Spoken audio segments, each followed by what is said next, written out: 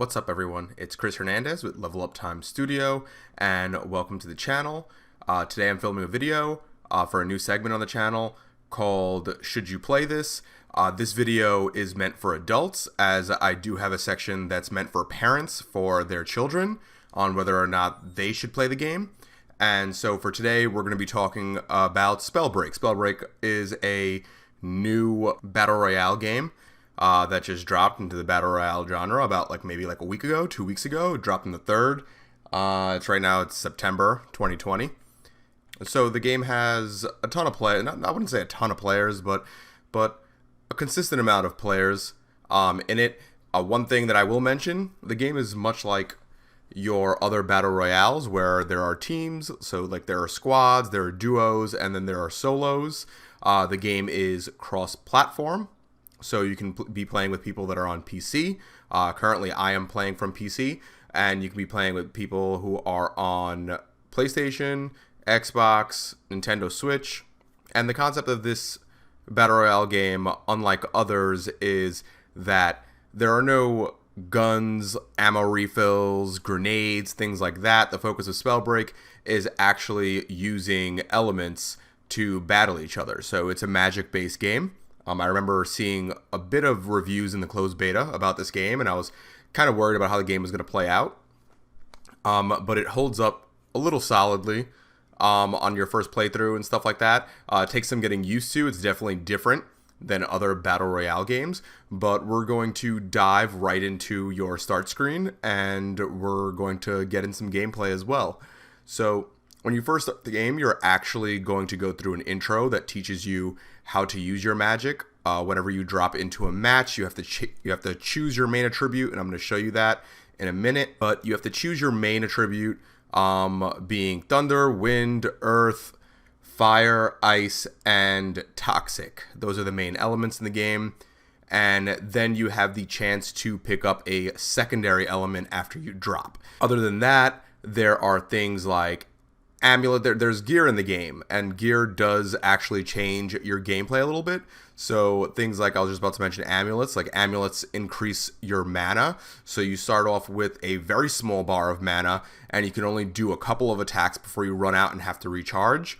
But amulets really increase your mana gauge, so you can shoot for longer, cast spells for longer, things like that. And then there's another important item is your belt. Belts allow you to increase your armor. So unless you're playing as an earth element, this is something to note for first-time players.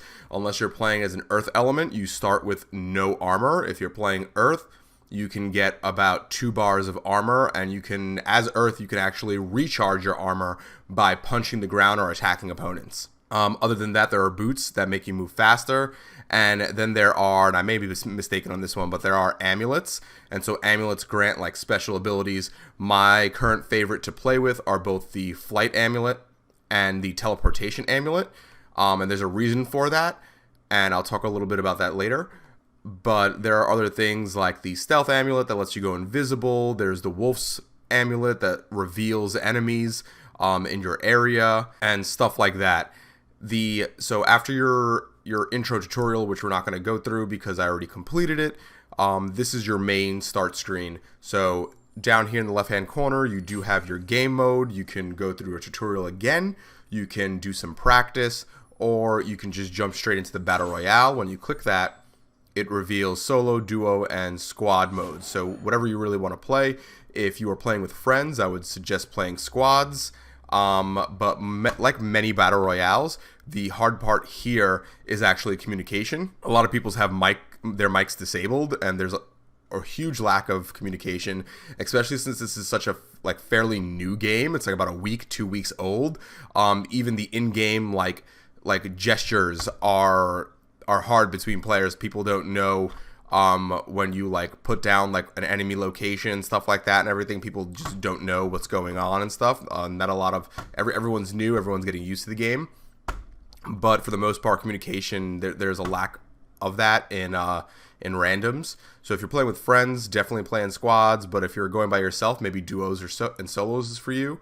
Over here we have our collection. So any other battle royale game, you're going to collect things as you go. And many of these are just like cosmetic. So it's like you get different outfits, you have artifacts. They really don't improve gameplay. They just look really cool. There's your afterglow for when you're flying, your cloud burst for when you're coming down from the sky. In this game, there's no bus or anything. You just choose a portal in the air to fly out of, and you'll see that in a minute. There are your emotes. When you win the game, you have like triumph emotes. There are badges depending on what element you like the most you can put on.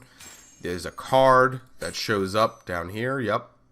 And then there's titles. I haven't unlocked any titles yet. Then, of course, there's your mastery. Your mastery is basically, and my mastery is horrible. Your mastery is basically your ranking and all of your total matches, how many wins you've had, your kill-death ratio, and like all your rankings with the different elements and stuff like that. Mine's is horrible. Your first match is amazing, which is actually a negative of this game. Almost everyone wins their first match because almost everyone actually plays in a bot arena in their very first match. So you wind up winning and you get really hype and you're like, oh my god, this game's so easy, and then you go into actual matches and you wind up getting crushed. So the game is pretty hard, especially since it's new.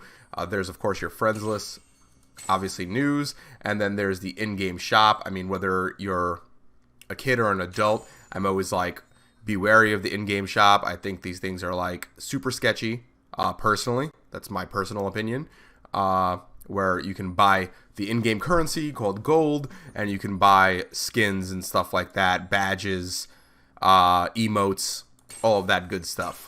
So gameplay, we're gonna jump into a quick match here, but gameplay is pretty similar to other battle royales. There is a ring, you have to escape the ring.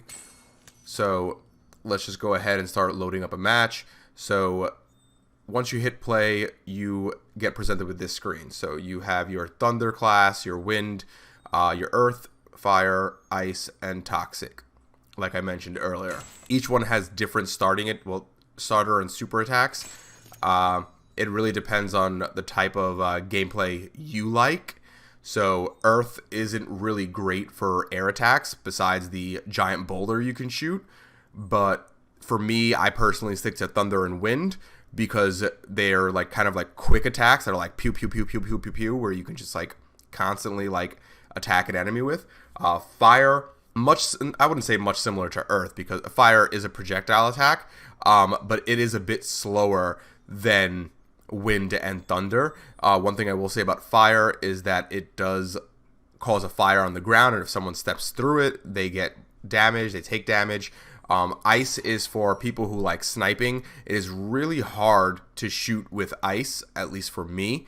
It requires a lot of aiming, because again, this is like a sniping class. And then toxicity. I'm not a big fan of toxicity. It's kind of like a burst, I wouldn't say burst attack. It's like a splash attack kind of. When you shoot and the person fires, it shoots like 4 or 5 projectiles. But these are not long range projectiles, and there's a curve to the attack. So like if your enemy's too far away, your attack will just wind up hitting the ground. But many of the super moves attributed to these classes are actually amazing. So like Toxic has this kind of really big bubble, Toxic Cloud down here, and Ice has Flash Freeze, which freezes over a certain area, and if enemies are within it, they slowly freeze, and you can just like attack them. Fire has Flame Wall. Earth has the Boulder, which I just mentioned earlier. It's a huge projectile. Wind has Tornado. Tornado, unlike any of the other classes, Tornado doesn't really do any damage unless it's combined, and I'll get into that. It's combined with another element. Tornado really just holds people in place. It doesn't actually do damage to people. However, just as I mentioned, you can combine certain elements. So for instance, my kind of like go-to are Thunder and Wind. So if I'm wearing both a Thunder and Wind gauntlet, I will cast Tornado, and then I will just shoot one of the minor attacks of Thunder into the Tornado, and it'll become a Storm, and it'll do electrical damage to anyone that's caught within it. Same goes for Fire. If you play Fire and Wind, you can turn it into a Fire Tornado. Same with Toxic. You can turn it into a Toxic Tornado. There are really cool combinations here that you can do with different attacks. Like For instance, if you're fire and earth, you can throw up a firewall and then start pounding the ground from behind the firewall, and all your attacks will be lit up on fire, so you won't only be doing earth damage, but you'll also be doing fire damage to anyone you hit. There are a ton of combinations that you can go through. Then over here you have your talents. So talents don't really help you in the short run. They help you in the long run. There are these things called scrolls in the game, and so everything's based off of mind, body, and spirit. And those are the different talent trees. You select one talent for each thing. And then in the game, as you find these scrolls, all you need is 3 to upgrade to the max. So you start the game out with, like, for instance, my body. I have the talent Fervor selected, which is cast speed is plus 15%. So if I find any body scrolls, it increases my cast speed for each scroll that I collect in the game. And then also, as you go through each game, your character also levels up. But this is not like a level up that you keep.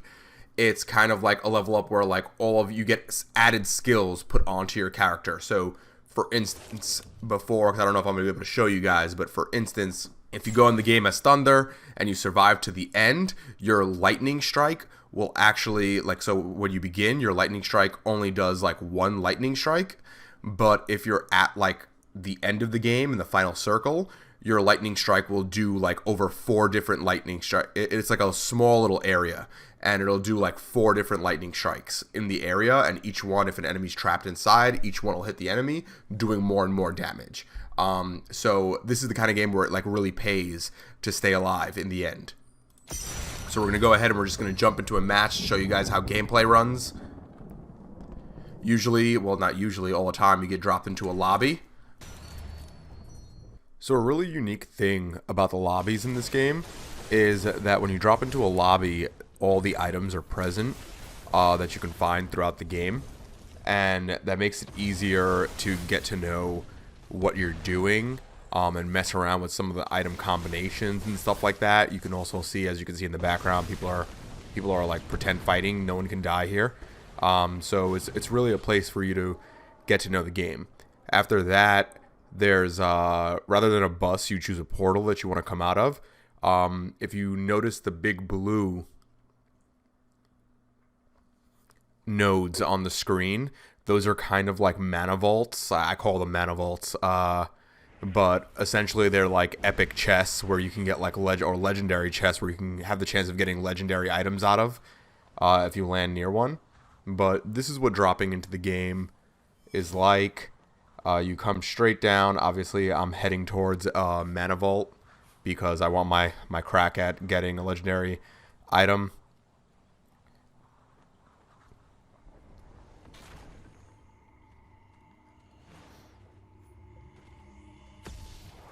You can see my partner really landed pretty far away from me, but that's okay. I mean, obviously in these games you want to kind of stay together. As I mentioned earlier in the video, you can see I chose Earth as my main element. I'm pounding the ground. I have 2 armor slots. The Mana Vault's almost ready. It opens up and you see there's an epic wind gauntlet. I took it. I'm going to let him have the scroll and the amulet, but now that leaves me kind of boned in a sense because I have to find an amulet to increase my mana pool. And I also have to find boots still. So, yep, found the boots. Gonna take the scroll of body. And all boots really do is make you run faster. So, like any other game, you're gonna want to run around. You're gonna want to try and loot as much as you can. What I do like about this game is that there's not a lot of loot. There's not a lot to choose from. You know what you need. You know what there is. And it's not like, for instance, my favorite battle royale is Apex Legends. It's not like, oh man, like, do I choose the R301 or do I choose this one? And you kind of like get stuck in this like, oh, you already have 2 guns that you know how to use, and then there's a third one that you really like, and do you switch out now or do you not? Yeah, no, there's a lot of, you know, in terms of the elements, you know what you like. You start to learn what combinations go really well together. I'm flying right now. I picked up a flying rune. And I just think that there's so little in the game at the moment, but that's also a really good thing. The map is quite large. There's a couple of guys, another team trying to take on my teammate over here. So this is what combat's like in the game. It's really fast paced, actually. I mean, I know most online games are really fast paced, but it's really fast paced. But sometimes, and I'm sorry for the horrible video quality, by the way. I filmed this portion when I forgot to change my OBS settings when I was recording everything. So before I even backtrack, another thing I don't like about this game is the exiling system. So when you die, you become a spirit, and you have the chance of being exiled by an enemy team, or you can be revived by your teammate. However, the big problem that I have with this is that once you're exiled by an enemy team, you can never be revived again. Like, you might as well just quit the game because you're of no use to your teammates. Otherwise, you'll be watching the game from your teammates' point of view the rest of the match and everything. You'd be spectating.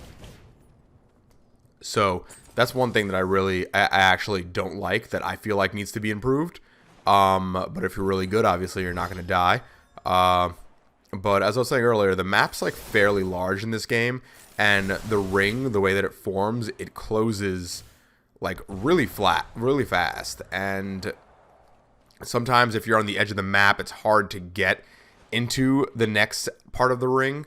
And it just can be really troublesome. And it's really hard to actually outrun the ring, even when it's like the first ring that's closing. It's really hard to outrun it. Most of the time, if you're on the edge of the map and the ring starts closing, you're gonna get caught outside the ring, and that's when you gotta hope that you have health potions on you. It doesn't affect your armor; it just affects your health. So you gotta hope that you have health potions on you and everything. Other than that, other things that are like semi-problematic is like this match started really quick, but when I was playing yesterday, there weren't a lot of players. There were really long wait times to get into lobbies and stuff like that. And even when you got in the lobby, I mean, this video is not a perfect example of it, but we got into the lobby and there were like 5 seconds left on the clock, and we were about to go into the game and everything. And also, another thing, I keep jumping around here, but another thing that's unfortunate is that I was doing squads in 3, and now somehow we're in a duo. And I feel like the game automatically chooses for you when there's not enough players to put you in a duo rather than a trio when you choose squads. That's how I feel. I don't know if that's actually the case, but I feel like a lot of the time, because I have my settings set to trios, but I wind up getting put in duos sometimes when there's not enough players. As you can see here, the game, I mean, very similar to other Battle Royale games. I mean, after you've looted enough and stuff like that, it's really just about the combat and surviving. I'm kind of boned here. I have no armor pots, I guess I'll call them, but there's nothing to replenish my armor here. And I'm also really bad at healing. I always forget. I pre-recorded this video, but I'm really bad at healing. I always need my teammates to remind me to heal, which is a really important aspect of the game, obviously. But other than that, I'm really excited for what this game has to offer and like what it's going to bring to the table. Obviously, it was just released, so this is just like the fresh portion of the game. I hope it survives long enough to receive some updates, to receive a battle pass even, because there's no battle pass at the moment either. So I hope that this game survives long enough to see some like major updates to improve on the poor parts of the gameplay, like the oversized map, the running from the storm, how fast the storm forms, and things like that. But other than that, I mean, should you be playing? I mean, I'll give it like a 7 out of 10. 6. Actually, I'll stay at a 7 out of 10. I was gonna say 7, 6, but I'll stay at a 7. I mean, it's at first it's kind of chaotic when you're first learning how to play and stuff like that, and the map's so large and everything. And if that's a make or break, it's just like maybe you don't have that much patience. If you don't have that much patience, just wait for the game to be updated and stuff like that, and see what new stuff comes with updates. But I definitely give it a 7 out of 10. It's definitely very, very, when you get used to the gameplay, it's eventful. It's definitely different. It's fresh. It's obviously fresh means something new. It's super new.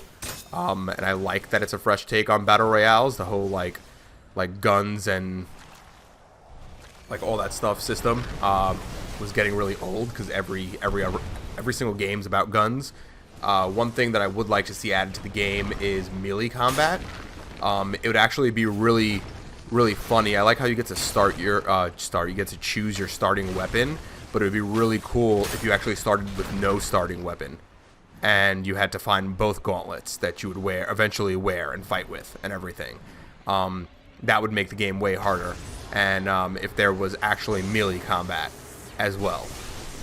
But other than that, I mean, like I said, I give the game 7 out of 10. Can't wait to see what they add in later on. Can't wait to see battle passes, new skins and things like that.